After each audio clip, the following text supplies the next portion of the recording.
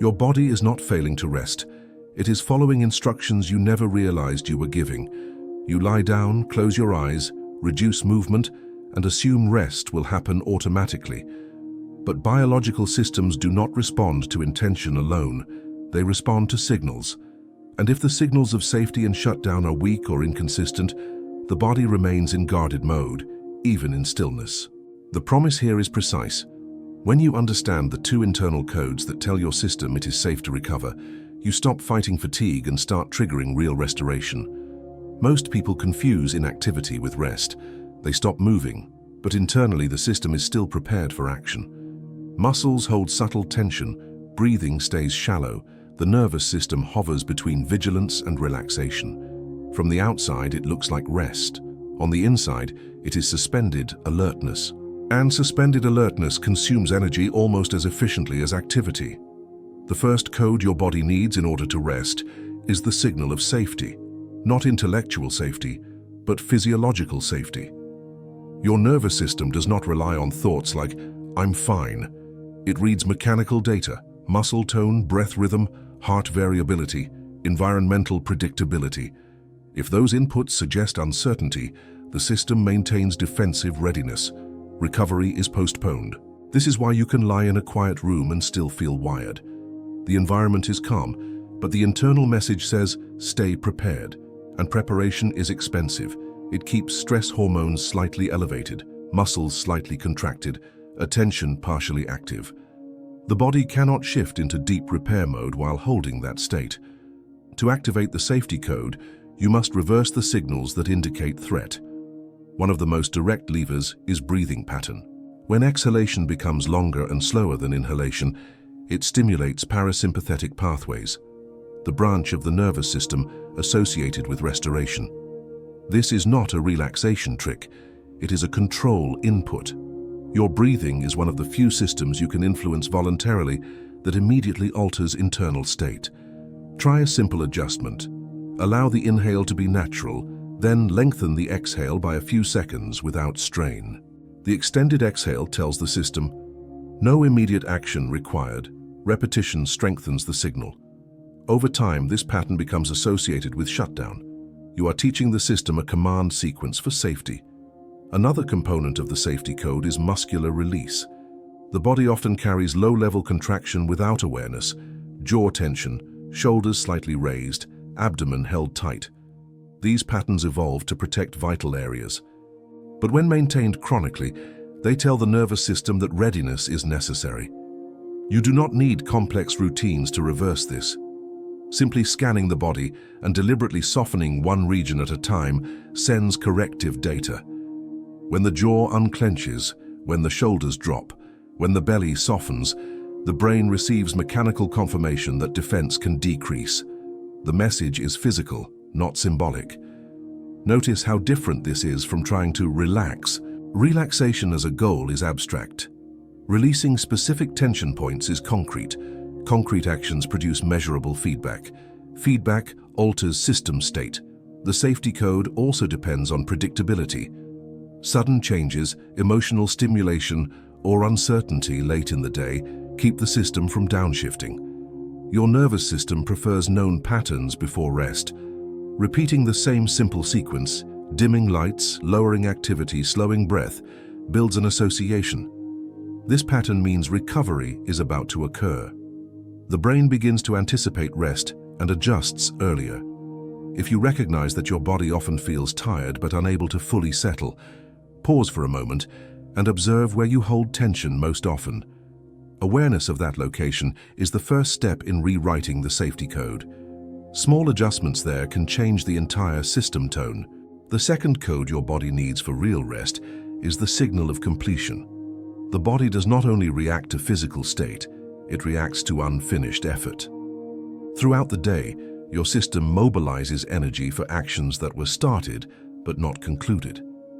This creates a subtle background activation. It is like an engine idling because it expects to move again. Completion is not about finishing every task. It is about signaling that the effort cycle has ended for now. When effort feels ongoing, the system stays ready. When effort feels concluded, energy can shift from output to repair.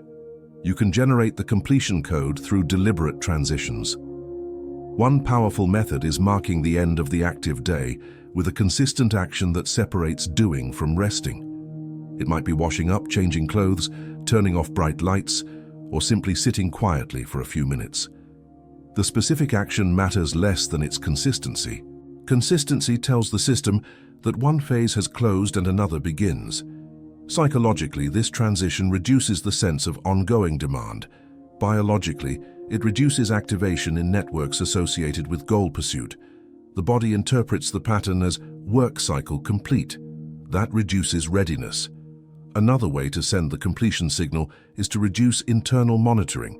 Many people go to bed still evaluating, planning, or rehearsing. From the body's perspective, that is continued effort. Shifting attention away from problem solving and towards simple sensory awareness lowers cognitive drive. Lower cognitive drive lowers physiological activation. The system can then allocate resources to restoration. There is something powerful here. Your body does not need perfection to rest. It needs clarity, clear signals of safety, and clear signals of completion. Without them, it stays in standby mode. With them, it transitions into recovery mode. Think about how this reframes fatigue. Feeling exhausted yet unable to feel restored is not weakness. It is a system caught between activation and recovery. You are now learning the two codes that resolve that conflict. If this understanding is helping you see your own tension patterns differently, take a moment to reflect on when during your day you truly signal, "I'm done." That reflection itself begins reinforcing the completion code. And when you start experimenting with these signals consistently, you may notice your body responding before your mind does. A sign that the system is finally receiving the message it has been waiting for. What makes these two codes so powerful is that they operate beneath conscious thought. You cannot convince your body to rest through reasoning. You cannot negotiate recovery. The system responds to patterns, not arguments. That is why people who understand what they should do still struggle to feel restored. Knowledge alone does not change the signals being sent. Let's look more closely at the safety code. Safety is not simply the absence of danger. It is the presence of cues that say monitoring can decrease. Your nervous system constantly evaluates three main sources of information: internal sensation, movement patterns, and environmental consistency. When these variables suggest unpredictability or tension, the system maintains a protective tone. Consider how you move at the end of the day. Quick, sharp movements, tight posture, rapid speech, and constant micro-adjustments communicate urgency. Even if nothing is wrong, the body reads the pattern as preparation. Slowing transitions, standing up more gradually, walking at a steady pace, lowering your voice, feeds different data into the system. It suggests stability. Stability reduces the need for vigilance. Your body also interprets sensory input as information about safety. Harsh light, sudden sounds, intense media, and emotional conversations keep processing demand high. Gradual reduction in stimulation tells the system that the environment is becoming predictable. Predictability lowers defensive activation. This is why dimmer light and quieter activity naturally support rest. You are changing the input, and the system recalibrates output. The breath remains one of the most direct access points. Lengthening the exhale even slightly activates neural pathways that slow heart rate and decrease sympathetic arousal. This is not about dramatic breathing exercises. It is about consistency. Each slow exhale is a data point. Many data points form a pattern. Patterns shape state. Muscle tone works the same way. Chronic low-level contraction around the jaw, neck, shoulders, and abdomen acts like a background alarm. When you deliberately soften these areas, you're not only reducing physical tension, you are changing the nervous system's interpretation of your condition. A relaxed muscle pattern means lower threat probability. Lower threat probability allows recovery processes to begin. Now consider the completion code in greater depth. Throughout the day, your system cycles through activation phases, preparing for a task, performing it, anticipating what comes next. If there is no clear endpoint, the system remains partially mobilized. This partial mobilization is subtle but costly. It prevents the full shift into repair. Completion is communicated through ritualized endings. These do not need to be elaborate. What matters is repetition. When the same action marks the end of the effort phase each day, the brain begins to associate that action with closure. Closure reduces goal-directed drive. Reduced drive lowers physiological readiness. You might underestimate how powerful these transitions are. Think about how your body reacts when you leave a workplace or close a computer at the end of a project. There is often a small but noticeable drop in tension. That drop is the completion signal in action. Without such signals, the body behaves as if the task might resume at any moment. Mental monitoring interferes with completion as well. When you continue analyzing, planning, or reviewing, the system treats the effort as ongoing, shifting attention toward neutral sensory experience or gentle, predictable activity tells the brain that no immediate action is required. This reduces activation in circuits related to pursuit and evaluation. Another key element is internal permission. Many people believe they must earn rest by finishing everything. That belief keeps the completion code from activating because the standard of completion is impossible. The body needs a realistic boundary, not perfection. Saying in effect, "Today's effort is enough for now," creates a stopping point the system can recognize. Notice how the safety and completion codes reinforce each other. Safety allows the body to stop guarding. Completion allows it to stop preparing. Guarding and preparing are both forms of activation. When they decrease together, the shift into recovery deepens. You may start to observe that when these codes are activated, fatigue feels different. It becomes a clean signal, tiredness that leads naturally into rest, rather than a wired exhaustion where the body feels depleted but unable to settle. Clean fatigue is a sign the system trusts the shutdown process. This is why forcing sleep rarely works. Force implies ongoing effort. Effort contradicts completion. Instead, you are learning to send consistent signals that make effort unnecessary. The body then moves toward rest on its own. If you reflect on your typical evenings, consider which code is weaker for you. Do you struggle more with feeling safe enough to relax, or with feeling that the day has truly ended? Identifying that imbalance is already a step toward correcting it. When you strengthen the missing signal, the system often shifts more quickly than expected. Because the machinery for recovery was always there, it simply needed the right instructions. There is an important shift that happens when you begin working with these two codes instead of against your own fatigue. You stop trying to override exhaustion with stimulation, and you stop blaming yourself for not relaxing properly. You begin to see rest as a state that emerges when the system receives the right information. Your role is not to force recovery, but to remove the signals that prevent it. When safety and completion are both weak, the body lives in a suspended state, too tired to perform optimally, too activated to repair deeply. This is the state many people mistake for normal adulthood. But it is not a stable equilibrium. It is a system running above its sustainable load. Over time, this pattern reduces resilience. Minor stresses feel heavier, patience shortens, and physical recovery slows. Not because you lack strength, but because the recovery phase never fully activates. What changes everything is consistency of signaling. A single night of better cues may feel good, but repeated cues retrain the baseline. Your nervous system learns through exposure. When evenings consistently contain slower breathing, softened muscle tone, predictable transitions, and a clear end to effort, the system begins to anticipate recovery earlier. The shift toward rest starts before you even lie down. This anticipation is powerful. Biological systems operate on prediction. When the brain predicts that a recovery period is coming, it begins adjusting hormones, heart rate patterns, and neural activity in advance. That is why rituals matter. The repeated sequence itself becomes part of the signal. Over time, the body responds to the beginning of the routine, not just the end. You may also notice that your sense of time changes when these codes strengthen. Evenings feel less rushed. There is less internal urgency to squeeze in one more task, one more input, one more analysis. That reduction in urgency is not laziness. It is the system recognizing a boundary.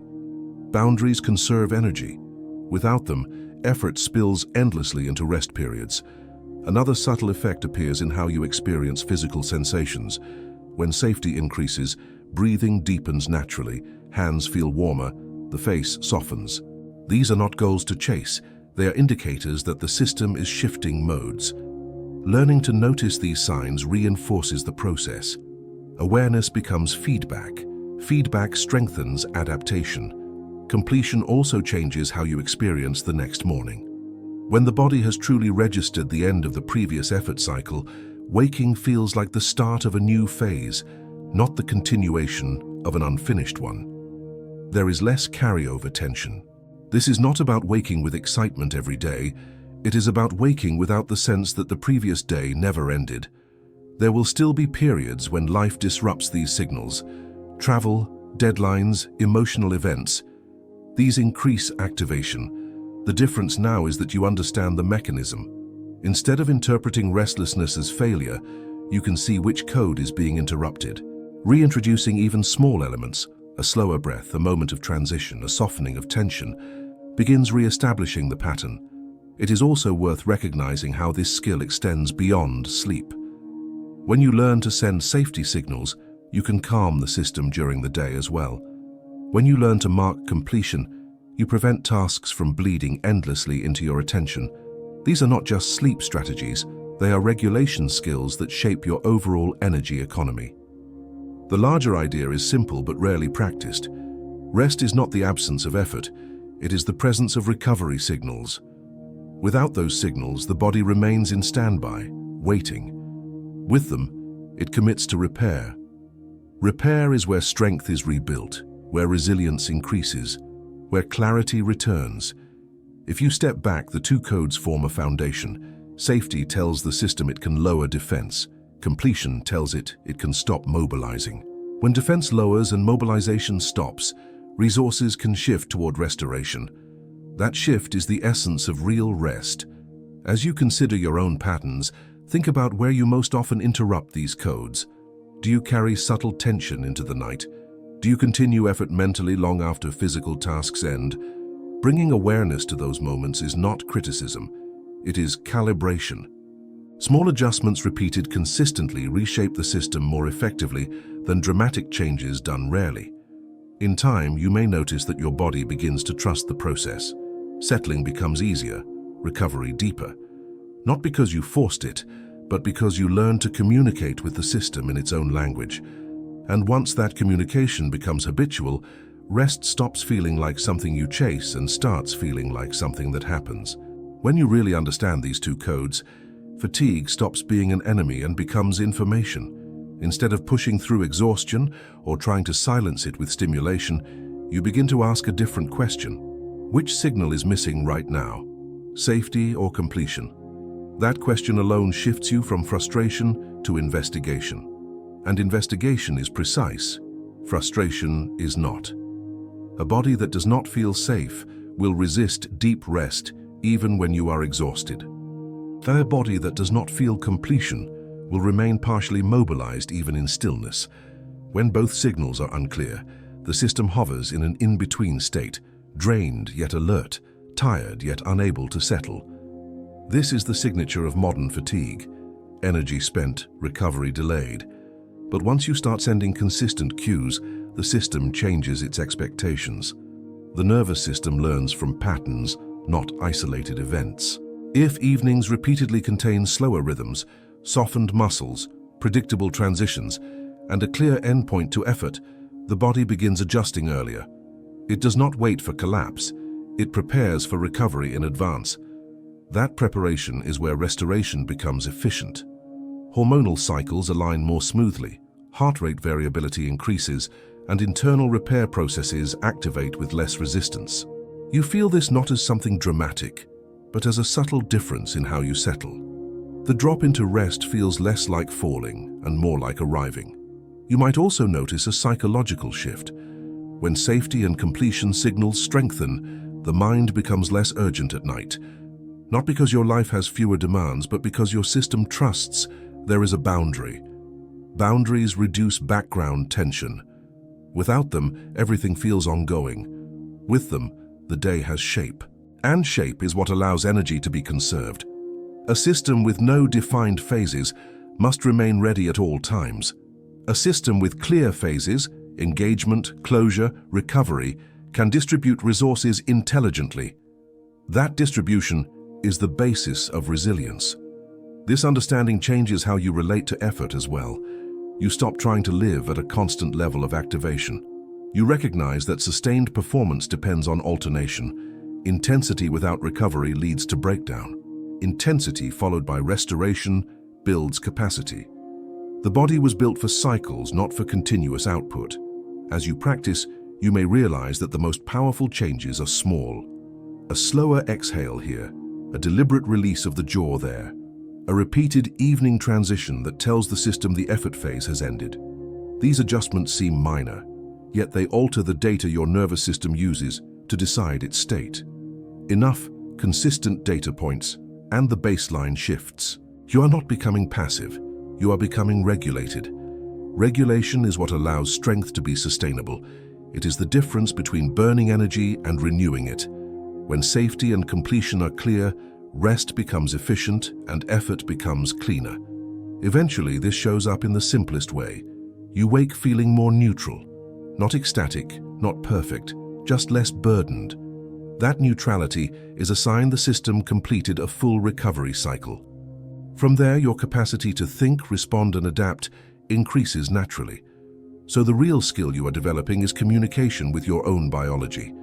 You are learning the language of signals, slow breath, soft muscles, predictable transitions, clear endings.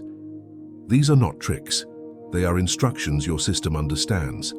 When the instructions are clear and repeated, rest stops being unpredictable and becomes reliable. If you carry this awareness forward, the question at the end of each day becomes simple. Have I told my body it is safe? And have I told it the effort is done for now? When both answers are yes, recovery is no longer something you hope for. It is something your system knows how to do.